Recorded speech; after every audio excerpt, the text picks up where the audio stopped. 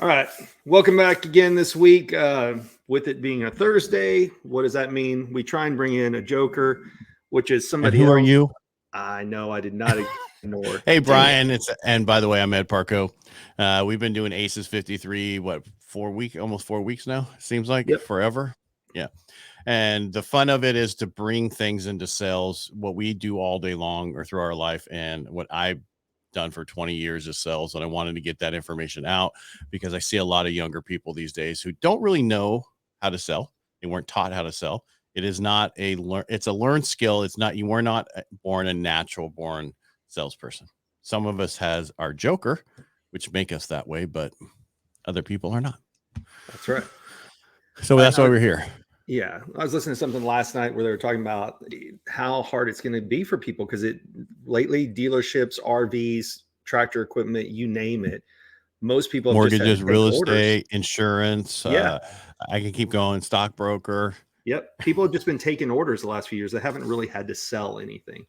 But anyway, like you're saying, Aces 53, what's it based on? A strategy you learned a long time ago. What's the best hand in a card deck? 4 aces and a joker. And what we try and do with a joker is bring in somebody else who can help teach us something or expand upon the topic we already have for that week. So this week we brought in Robbie Cornelius. So we're going to add in Robbie here.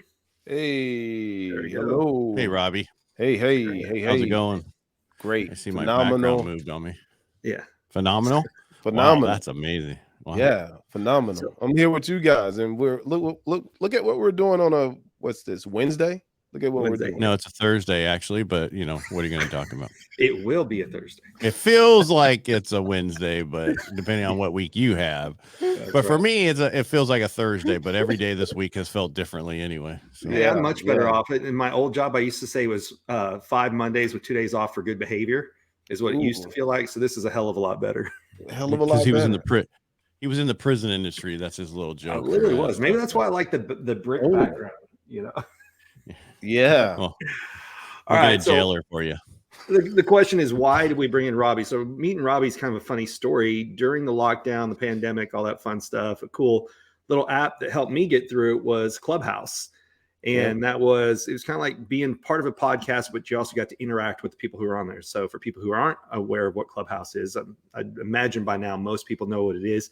I would say it's still a relevant social media, but it's not in the heyday it was. I mean, at the time, people were craving social interaction and people were on it for hours a day. I mean, at some point, it was pretty common for people to be on it 6 to 8 hours a day because everybody was working from home. And while they were doing emails or whatever, you could just hop in and you could learn.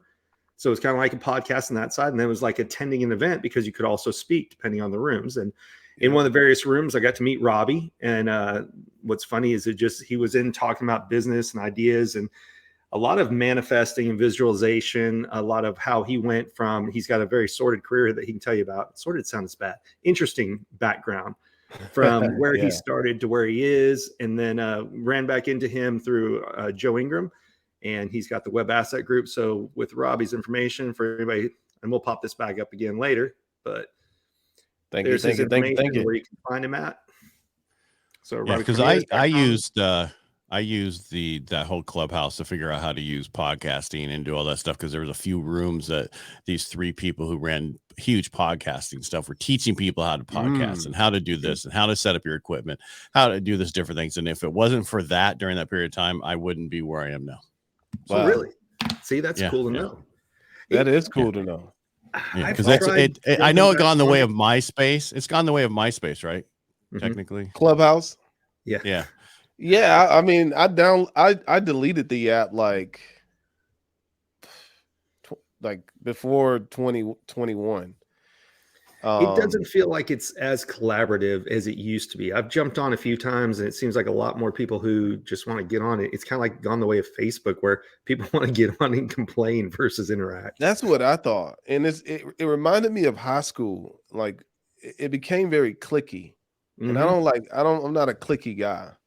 So I just stopped listening to it. Went on. Yeah, but there was a lot, even during that period of time, there was a lot of clickiness, right? If you weren't in that room originally, and they wouldn't pull you up on stage, I don't care who you were. And then there was other rooms you get into and they're like, hey, would you take over stage for me? Hey, would you get up here? Right. It was a totally different thing. Yeah. Yep. Yep, 100%. But I met a lot of cool people like Brian, and didn't get to meet. I Maybe think me and you, cool people. I said cool people. maybe you and I were in the same rooms, Ed, and I didn't get a chance to connect with you. But yeah, man, it was a good opportunity. I actually was working during that period of time when because so first were we 4 all. months. No, what I mean is I'm in the mortgage industry.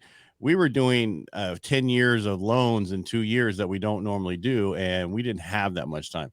But in the first 3 months of it, 4 months of it, when I used it, it was amazing. I was on it. It was constantly be right here just listening to it and what they're talking about.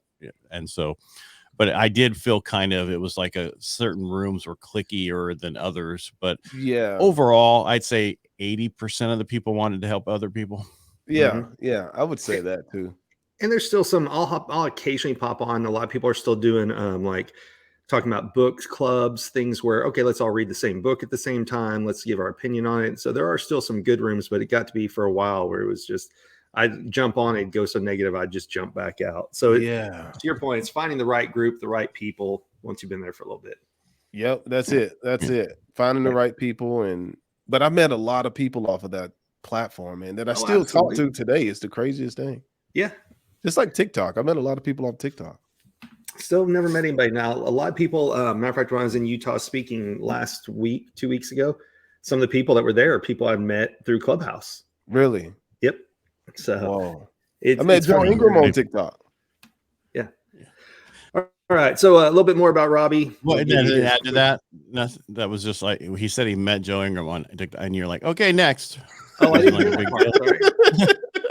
We don't talk about. That's why I'm here, Robbie. Do you understand that?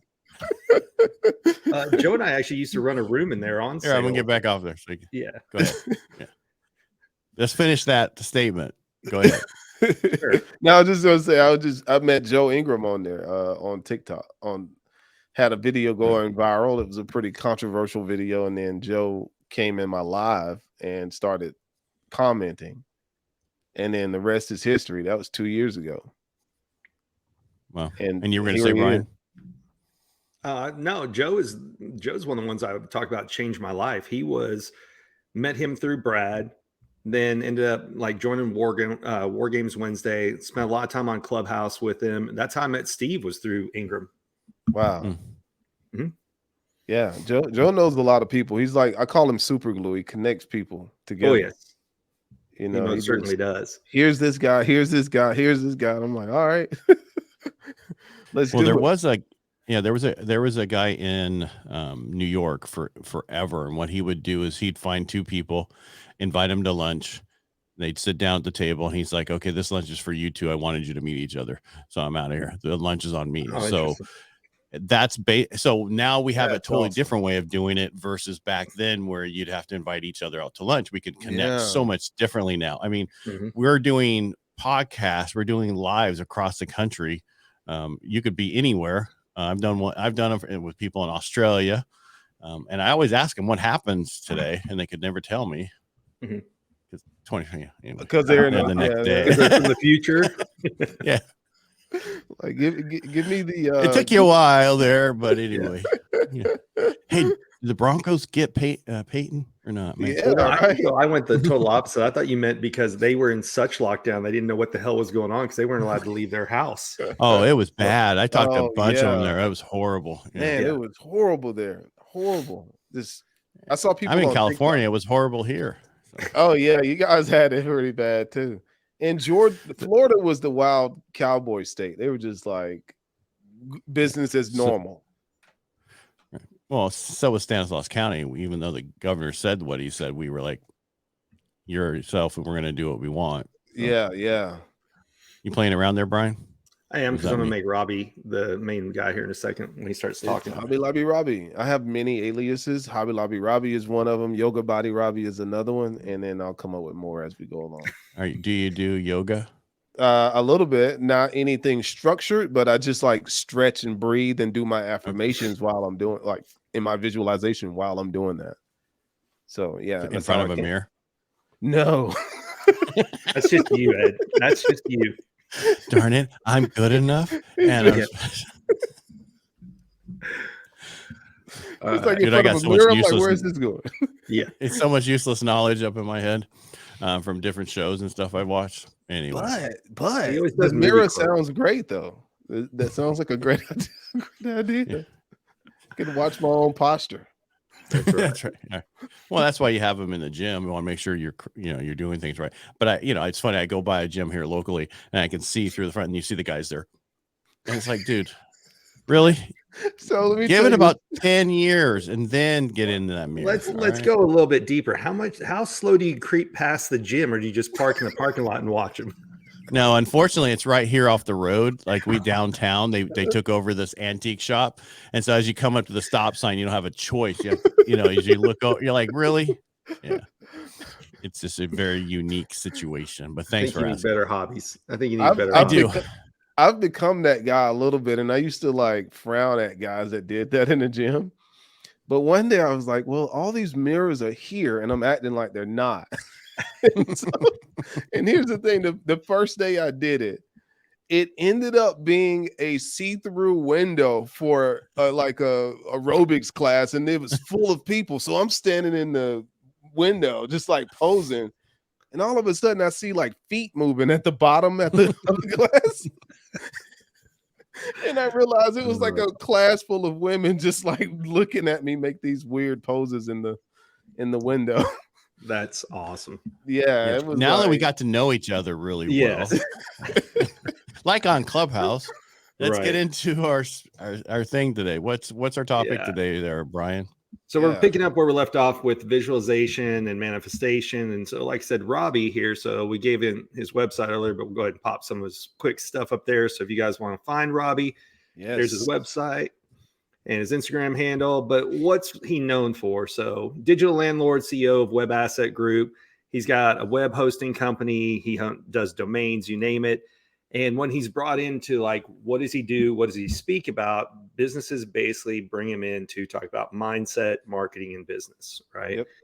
And that's where I really met him. Why I joined the mastermind that he has on Thursdays is he spends a ton of time more on the mindset. And when I say this, it's going to sound wrong at first. Like he's pulling crap out of his butt all the time, new of like, hey, I just started this new business, or I'm just doing this new thing.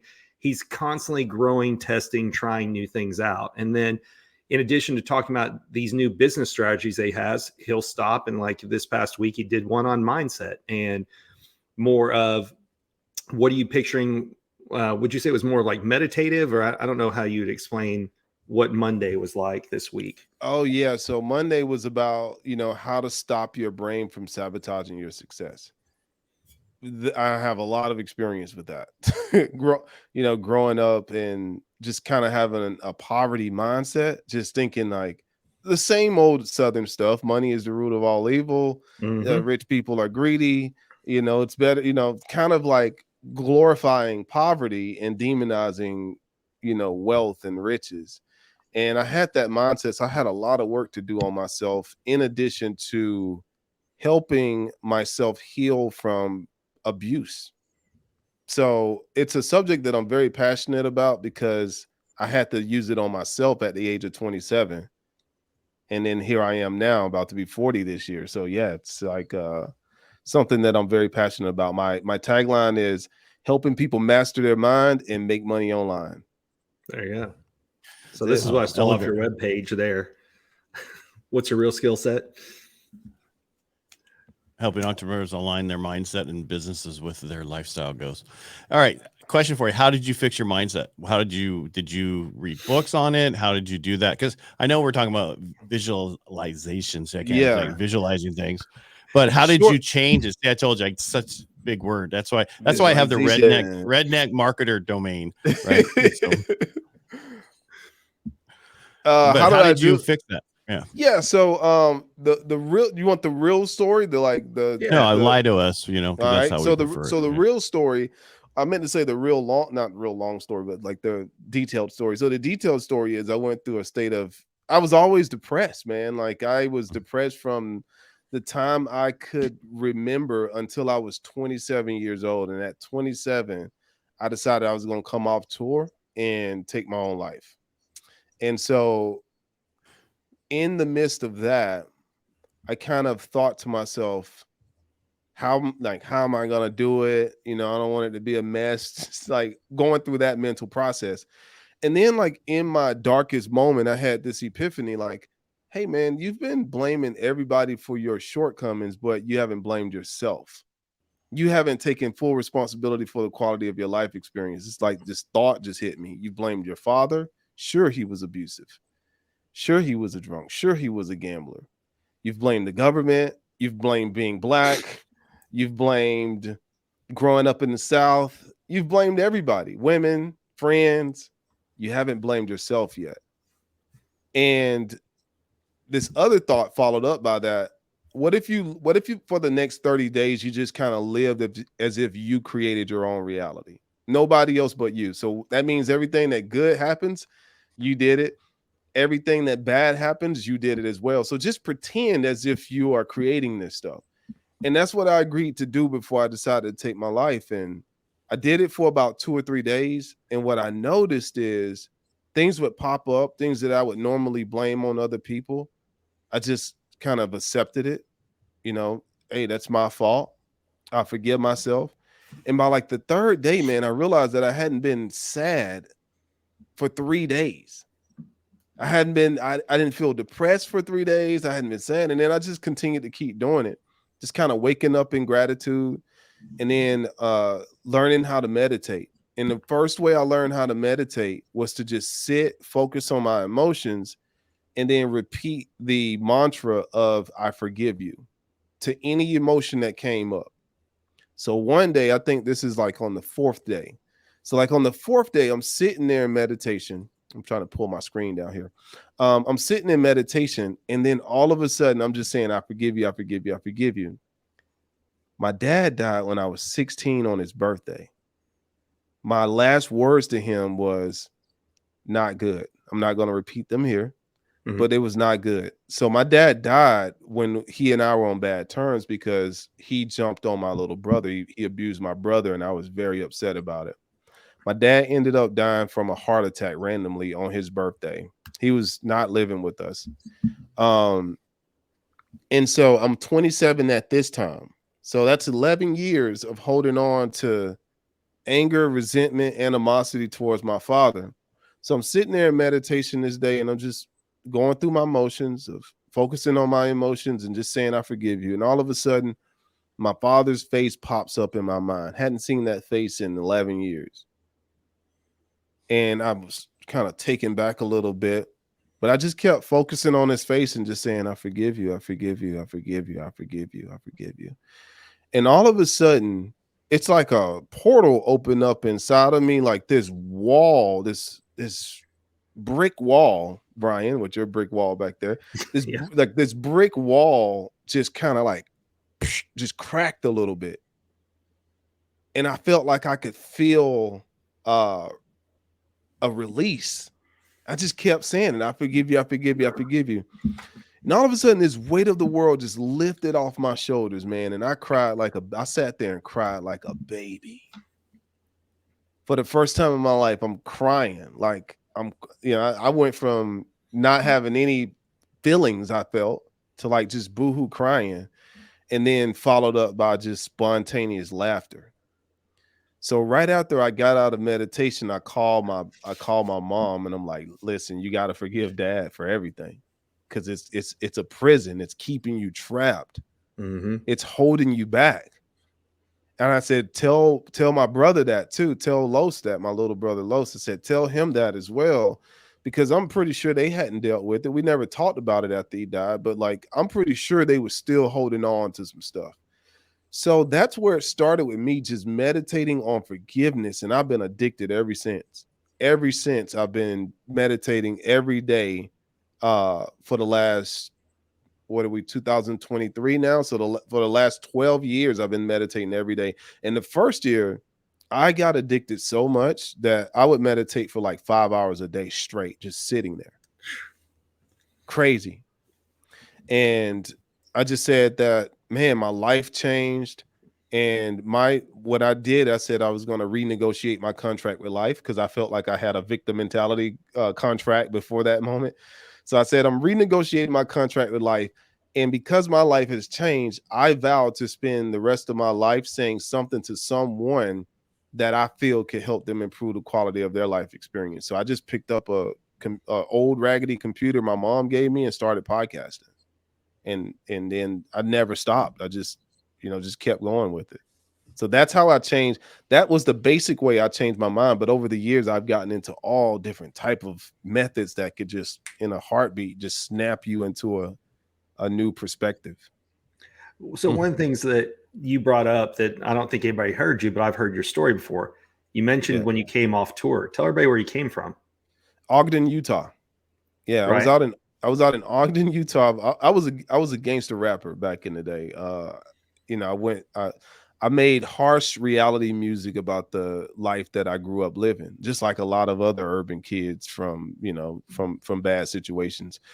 And so ironically, my last show, I was in a horrible relationship. And my last show, I got booked in Ogden, Utah, of all places. Mm-hmm. And it was different. I even had to get approved by the state to go there to perform the music. And when they approved me, I'm like, did they actually hear my music? Because it's bad. Bad. It's good. Sounds good, right. But the lyrics are bad, So anyway, on the way there, I went with another guy by the name of Jimmy. He and I are still cool today. But we're on I-75, and all of a sudden traffic comes to a stop on the way to Atlanta to catch the plane to Utah. Traffic comes to a stop, and then right in the middle of the road, there's this guy laying there dead in the middle of the road. Like, there's no blood, there's nothing. He's just dead. And like on the other side of the road, there was a turned over truck. So apparently he flipped in the road and just his life was over. So I'm sitting in the car, I wouldn't get out. Jimmy went over. So long story short, when Jimmy got back in the car, I'm like, hey, do you think that means we're not supposed to go to Utah? Like, that's how I was thinking. And he says, it's on you. So I said, no, I'm going because I hear Utah is this real spiritual place. And so I went out to Ogden, Utah, and man, it changed my life. Like, I went there and I smelled the air and just and looked at the environment, and just something happened to me there that made me feel like I needed to leave the planet. That's the crazy part. When I say it changed my life, it made me feel like I needed to leave the earth. But when I sat down and actually thought about how I was going to do it, looking back, it wasn't that I was supposed to die. I was just supposed to kill off my old self. Yeah. That version of me was supposed to die, not the physical me. Mm-hmm. All that negative energy I was carrying around with me, all of that stuff was supposed to vanish. And that's what I now see it as. Like, oh, in one sense, I did commit suicide because that old version of me doesn't exist anymore. And I changed so fast that it freaked all my family out. My family thought I was on drugs because I went from being this guy that was rapping and talking about shoot 'em up, bang, bang, to this guy that's sitting in the backyard surrounded by squirrels meditating. What's going on with this dude? Who is this guy? He's got to be on drugs. Mm-hmm. But I wasn't. Nervous breakdown. Yeah, he's going through something. And so I was talked about, I was laughed at, I was misunderstood. And so what I did is I tried to convince everyone that they could improve their life. And when they rejected me, I went and hid in a hole. And I said, I get it. I'm telling everybody that they can change their lives, but I don't have a pot to piss in. I don't even have a car. I don't have any money.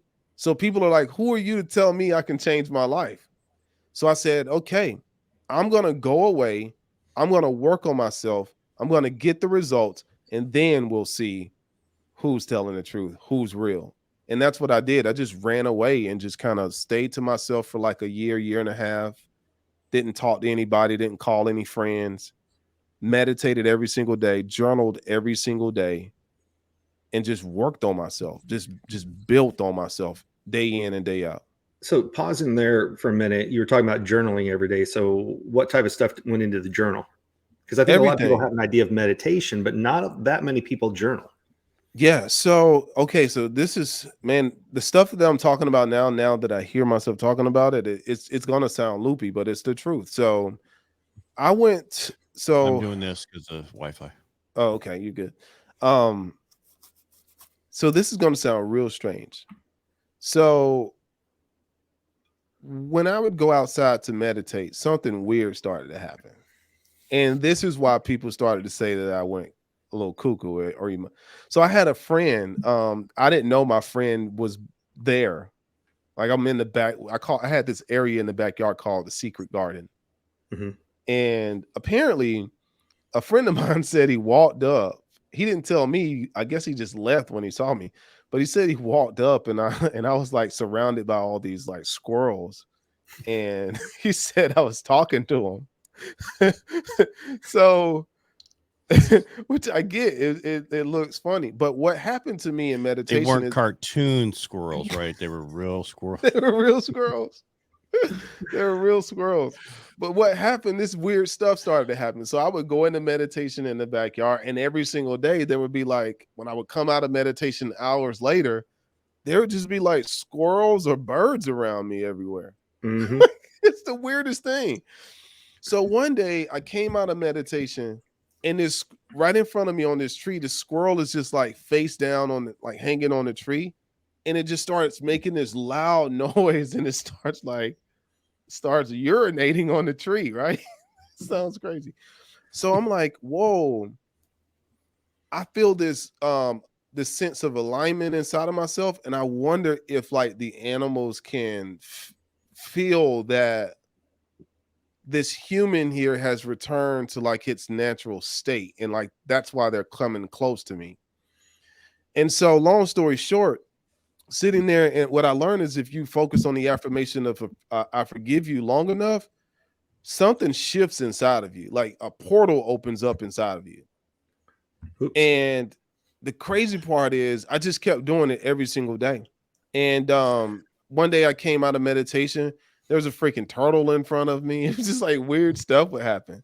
The sun, You had to be there for a very long time if that turtle showed up. yeah, I was there. That I mean, they walk hours. really slow. Yeah. I ended up killing that turtle too by accident. Oh, that's too bad. Yeah, too bad. I tried to like build an oasis for it. I got a kiddie pool and like build an island for it, put And it couldn't water get in out. it. Well, yeah, and the sun fried it. Yeah, because it couldn't get out. Yeah, I wasn't thinking clearly, but Well, I take it you didn't grow up on a farm then. I did, ironically. Oh, did you? I did, but I thought like the water would like keep it from boiling, you know? Yeah, well, it's got to get out. Yeah, you're right. Yeah. I was thinking like, well, they don't get out the cage. Yeah. I don't know. Okay, so you went from growing up abusive household, Yes. rapper, gangster rap, Yep. found meditation, visualization. Yep. How in the world did you end up swapping careers completely to the web asset group? So you have domains, you do web hosting.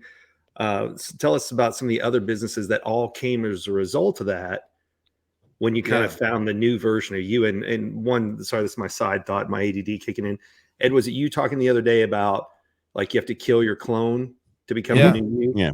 Yeah. There was a actor who was huge. He was huge in one of the movies, and he's 550 pounds. And after that, he decided to lose weight, and he's huge now, like muscular, and he's 250, 275. And he's like, the only way I'm doing this is, and he posts every day on Instagram, I'm killing my clone today. And you have to get rid of who you are today to be somebody else tomorrow. Right? Absolutely. And that's everywhere. So that's what everybody, you have to get rid of your friends. You have to get real. I did in all life. of that. In life, if you want to get to where you want to go, you have to figure out what you're willing to give up. 100%. And I think a lot of people these days don't understand that.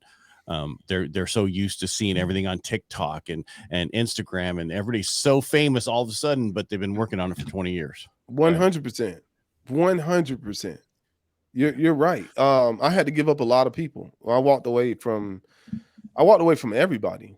You know, the only person that I really stayed in contact with was my mom. Other than that, I'm talking about people I've been friends with for 20 years. When I figured out they wasn't going to really support the new version of me like I wanted to, I love you, but we can't associate because I have to keep playing this old character in order to be friends with you, and I don't want to play that character no more. And so, long story short, after doing all of that, going meditating every day, I'm like happy as hell, but broke as hell. You know, so like I got to make some money. And I don't want to work I don't want to clock in. I don't want to clock out. I don't want to do that. I want to make money on this here computer, this internet thing. So it wasn't really huge back in the day. It was still like a pipe dream, like 2012, 2013. It was still like a pipe dream. Who's making money online? I want to make money online. So I look at my girlfriend, who's now my wife. I said, listen, I don't want to work for anybody. I found myself. If you could take care of the right now, I'm going to focus on figuring out how to make money online. And so I did everything from filling out surveys to secret shoppers. And I mean, you name it, I tried everything.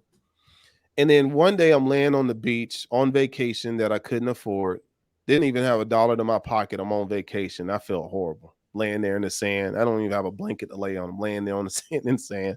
And I thought to myself, man, if I can make like 30 cents or something of that nature, 30 cents for every minute of the day, that would be crazy. That would be amazing. Just that little bit of money. I had to break it down to the ridiculous for my brain. Then I'm like, man, the internet, what can I do on the internet? The internet is up 24 hours a day, 7 days a week. It doesn't sleep, doesn't need time off. It doesn't have kids. Like it can just work for you forever, right? That was my theory.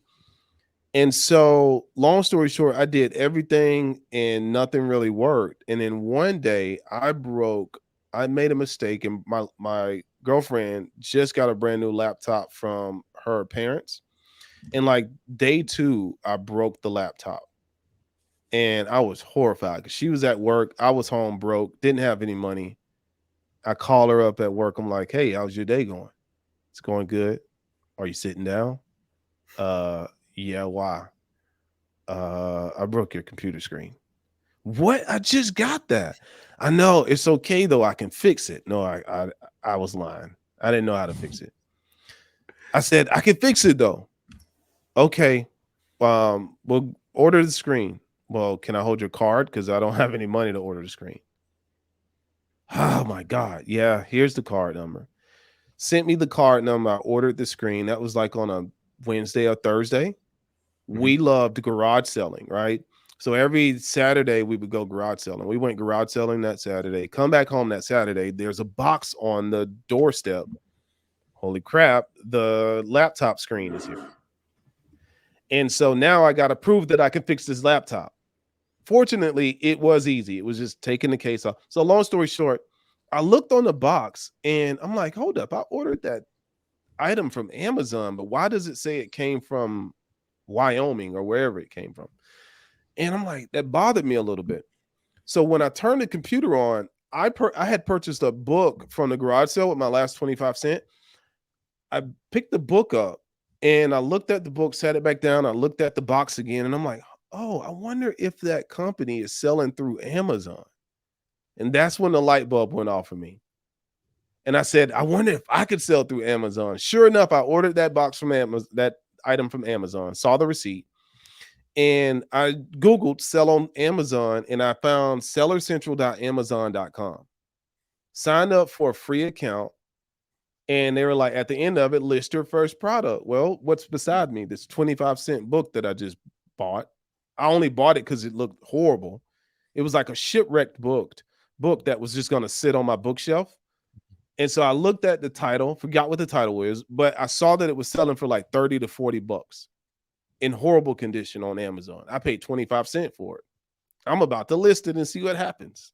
I list the book, wake up the next day, it's sold. So I'm like, whoa, what a return. I just flipped 25 cents into $30, $35, however much it was. They pay every Tuesday. I took that 30-something dollars that I got from Amazon that Tuesday. They put it in my account. I withdrew it.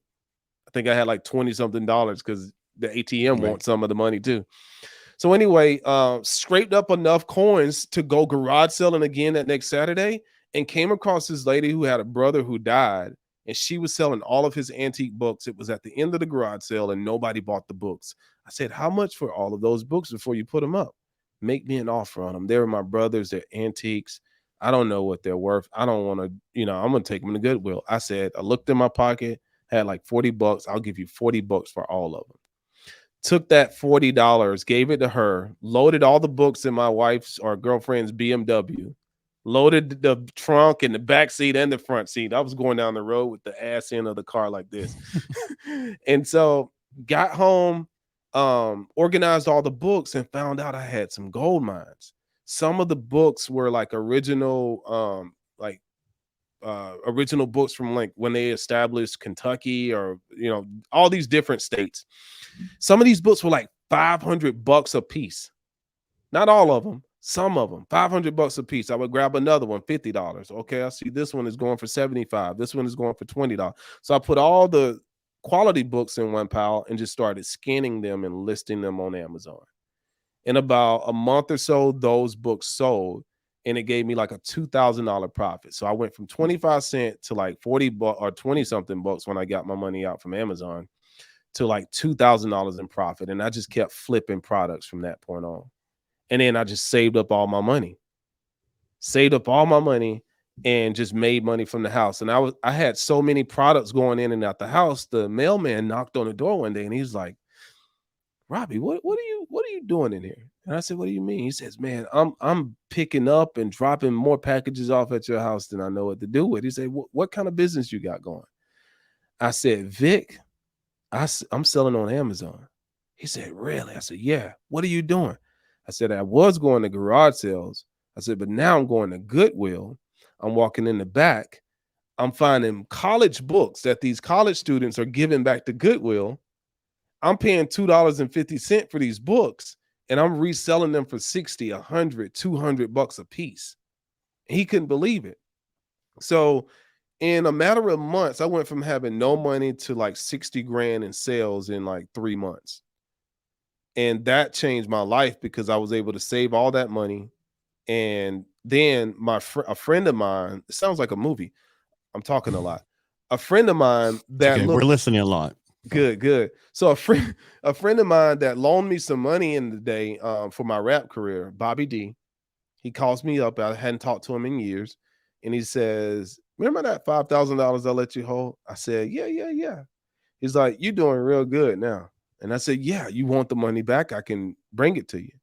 He says, no, I want you to come help me grow my apartment complex. He had 2-bedroom, 2-bath apartments and 3-bath condos. He was building a little community. And at the time he had like 3 buildings and he was like starting to build phase 3. So he says, come help me grow my community. Come market for my company. Come do for my company what you did for yourself on the internet. And in exchange, I'll give you a free 3-bedroom, 3-bath condo to live in. Internet is included. Lights are included. Water is included. Just bring your own furniture. Bring your whole family. And I'm thinking like, whoa. So I can still make money online, not have any bills, and just help him market his company? Absolutely. At first, I didn't accept it. That I talked to my wife and I thought about I asked her what she thought. She was like, yeah, let's do it. So I thought, all right, my wife looked out for me, or my girlfriend looked out for me in the beginning. This is my opportunity to now look out for her. So I said, okay, we're going to go out there. So we moved out there in 2015. Both of our cars were paid for. We had no bills. And from there, I ended up building them a website. I ranked them on the first page of Google. And he came in the office one day and said, what are all these people doing here, Rob? I said, oh, I forgot to tell you, I built your website. He was like, really? I said, yeah, he had his friend Eric with him. I showed him the website. It's like, whoa. I said, yeah, you're ranking on the first page of Google and all these people are here for us to show them apartments. He says, really? Phase 2 isn't even ready yet. So the apartment complex is starting to be booked out before the apartments are finished. So, Margaret Ann in our mastermind group, Brian, So that's how I met Margaret Ann. Margaret Ann was the property manager there. And so I ended up selling so many apartments through building that website and ranking it, to eventually, when Margaret Ann got ready to leave, he asked me to take over the whole company. And I didn't know how to do that. I didn't know how to run a company. And I was just like, okay. At first I said no, but he was very persistent. Make me an offer. Tell me what your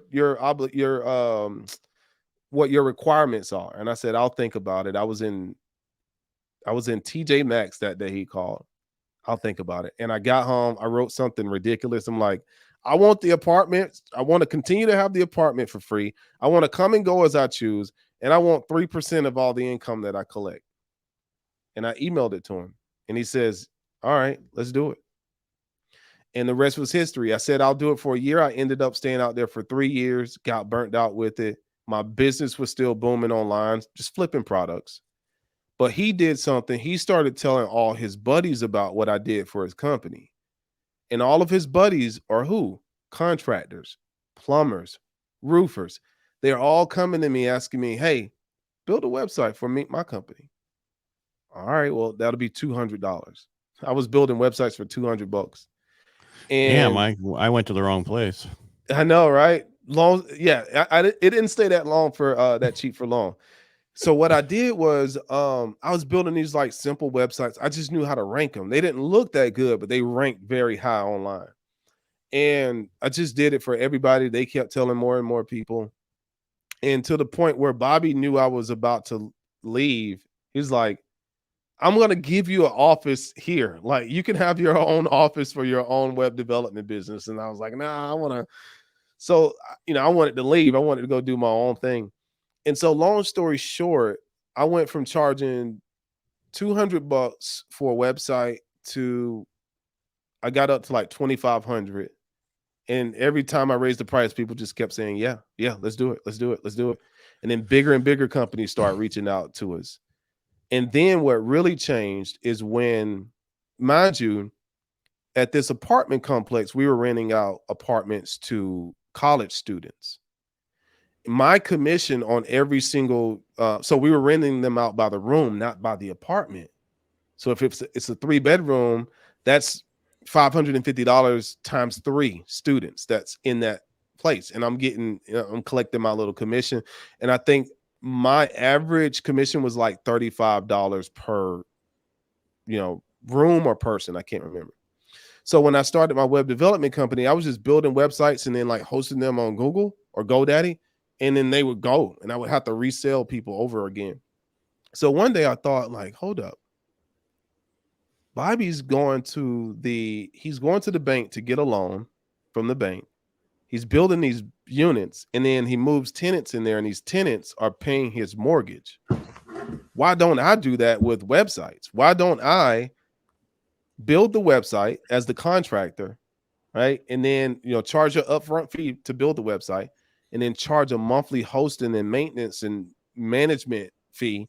That marketing and management fee, that's what set me free, that recurring revenue. When that started to compound and I started adding another customer and another customer and another customer, I was like, Bobby, I'm going to have to go. So when all of these opportunities came up, were they as a result of the meditation you were doing, or were these just spur the moment? Oh, I'm going to add this new business. How did each of these different ideas come to you? So it took me a while to recognize that. Great question. I thought they were just sprouting up. But when I went back and looked at my affirmations, I have in my garage, I have a suitcase full of books and affirmations that I wrote over the years. There's this one time I bought this green notebook and on the front of it, I wrote, "This is how I got rich." I wrote that on the book. And in the book, I started saying things like, I'm making X amount of dollars online. I have a marketing agency. I'm making money with Amazon.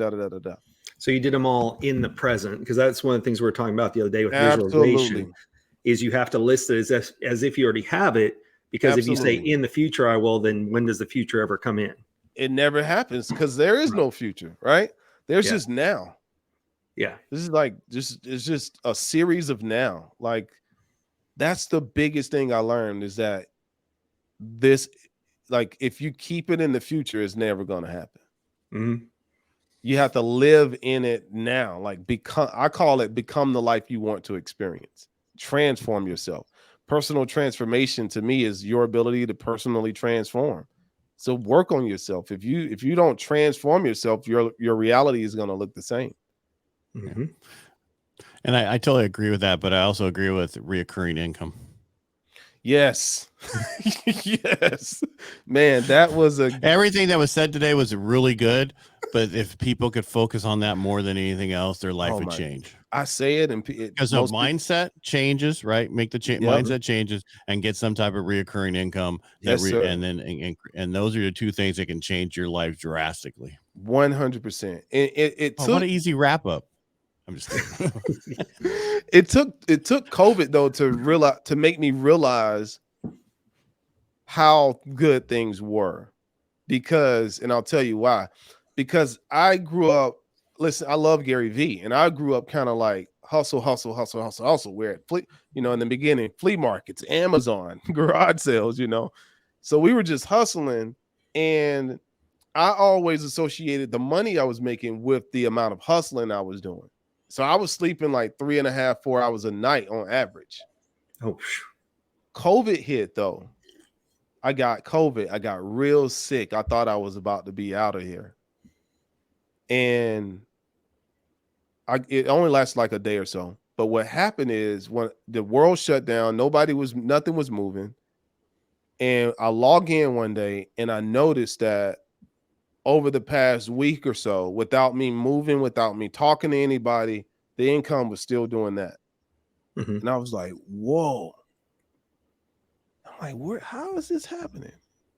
That's my son about to come through that door in a minute. I'm like, how is this happening? And I realized it was happening because of the recurring revenue. And the recurring revenue shocked me so much that I had to start Web Asset Group, because I'm like, I got to tell people about it, because people are trading time for money. They need to know that if you publish things on the World Wide Web, I call it multiplying your buy buttons, and you find something, that you can charge people for on a monthly basis, you're going to be free at some point. Even if you're just adding 1 or 2 people to it every single month, eventually you're going to get to the point where now your recurring revenue is worth way more than anything you could, make by trading your time for money every single day. And so I give Bobby D a lot of credit, because he taught me without knowing he was teaching me how to think rich, to really think and grow rich, because he was already a multimillionaire, and I never seen him work, and I was always confused, like, hey, what are you doing? Before I knew he had the apartment complex and things of that nature. And when he put me behind his company, I got to see it. I was like, oh, that's why you're at the gym twice a day. That's why you're going scuba diving. Everybody else is paying you. And I'm like, I need that same model. No more just flipping products. We need something that automatically bills people every single month. And it's easy to do these days. It's easy now. It's like, even if you're charging people $2 a month, $2.99 a month, like some of these OnlyFans, he pretends like he doesn't know. I don't Brian know. knows it. Brian knows it. He's there all the time. He's single. I've got my own page. Most of them are charging like $7.99. He pays them. Yeah. Brian pays them to go to his page. That's right. So I found out the reason why I knew about that. Remember that girl that went viral on Dr. Phil, the Catch Me Outside girl? Yeah, Catch Me Outside. Yeah. Yeah. Well, the reason why I found out about that is because she ended up making something crazy one year, like $21 million. Oh, yeah. Yep. Or something wild off of her OnlyFans. And they did a big old article, or 100 million, something like that. They did an article about it, and I'm like, what? And they said that she was charging $7.99 per month on average for those subscriptions. Wow. I'm like, whoa. So yeah, subscriptions is where it's at. It's where it's at. And if people understood that, it would change their world. Well, and you mentioned earlier, so I'll put back up your Instagram here. You put up a lot of videos, and you even did a video the other day that sat there and said, I'm recording this video now, and while you're watching it, you're thinking I'm at home. I'm actually out hiking in the woods. Yeah. And that's something that I think, look, coming from a 9 to 5er who always had to clock in, clock out, that type of freedom was lost on me for a very long time, because it was always like, okay, what can I do on my lunch break? What can I do on my however many weeks of vacation that I have, or the holidays that were closed? Versus, and that's one of the things that stuck with me when I first met you, was you're always giving advice to people on what they can do so they have freedom to do stuff. And Ed, as a business owner, you've got that more so than as an employee, right? Yeah, but you still got all the headache. So, True. As an owner, that's the only downside, unless you're in a subscription service like you're talking about with regular businesses with. And I'm in California, so I don't want to have employees anymore. I'm tired of the Dude, that's the like, yeah. I want to high five you right now. I want contractors, and from the Philippines is okay with me. So yes, listen, you getting me started right now, because we need to wrap this up, and I'm not trying, because we need to talk, because there's some stuff that I'm keep getting hit up for, and I think that I need some people to put it together. Okay, so before we go, and I have a live radio today. That's right. Yes. So that's the only way I can promote my book all the time. It's taking over somebody else's live radio. I get to send it out to 51 to 71,000 people and tell them to go get my book. Yeah. And what's the website for that? I made it pretty easy. GetEdsBook.com. There you go. I like that. I love it. Yeah. Well, they gave me an Amazon link, and I'm like, most people are going to go there and have to put in my name, and it's not easy. Everybody screws it up. So I'm like, Ed's book was already taken. Yeah. That's right. I'm going to get edsbook.com when I get off of here. So there you go. Is it available for purchase right now? The book? Yeah. No, it doesn't come out till February 14th. So Valentine's Day. So if you need something for the loved ones in your life, it's a great. It's a book about the process of buying a home. Because that's what I do. So from a lending side, and it breaks it down very easy. I've had everybody say that it's a really easy way to understand a really difficult and dull subject. I love it. Yeah, that's awesome. Yeah, I got to run because I believe in building personal wealth or home ownership. So that's how most people do it. It's peppered with stories first. Of course, the names have been changed, but it gives a good example. Like on somebody else, it's one of the first books I ever read that starts talking about like, what's your credit score? What's important? If you're a business owner, how do you have to look at it differently? Because if you write off so much through your business that looks like you make no income, guess what? You can't get a house. So it's a good book on that. That's powerful. Yeah. I'm going to have to find a way to promote it. There you go. I appreciate that. I'm going to, oh yeah, because I am an Amazon affiliate. So I'm going to. There you go. There you go. So I'm going to put it in web get asset. Get that 4%. Yeah. I made my first 58 cents this week. Because someone else told me to do that for my book to get an affiliate link, right? Because I'm and they're like, I looked at it, it's like you make 3 cents and 4 cents, and it's but what people don't tell you though, if let's just say most people will buy multiple things or percentages, so like if they pick up a flat screen TV while they're there, you're getting a commission off of that too. Yeah, because you're connected through that link to whatever else they touch for how long? 24 hours till they leave.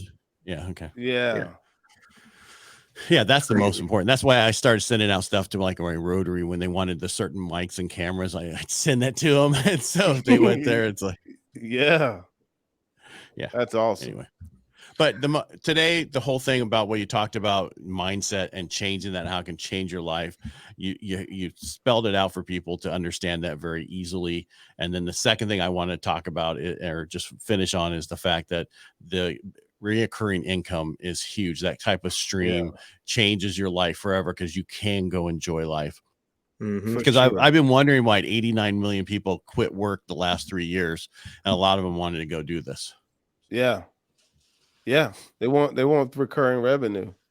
And a lot of people get into insurance and stuff, to get that recurring revenue too. That was the avenue I thought about at one point.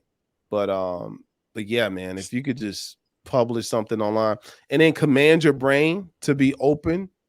Like command your brain to, or your mind to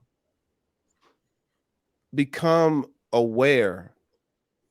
Because when you command your mind to become aware, you'll start recognizing opportunities that are like right in front of you. Like the thing is, most people just don't know what an opportunity looks like. Right. Prime example. I'll share this, and here's how an opportunity looks. You can monetize the city that you're living in right now, because most government websites are like horrible. They are like old and outdated. You could do something like build a city directory. Like I bought MariettaGeorgia.org. I'm in Marietta. So I bought MariettaGeorgia.org, built a city directory, and had all these articles created related to Marietta, Georgia. Went to asking myself, okay, how can I monetize this platform? Well, people are coming into Marietta, Georgia. Let me partner up with VRBO and become an affiliate of theirs and put their search box on our website so that when people are coming in Marietta, Georgia, they can find short-term rentals right on our platform.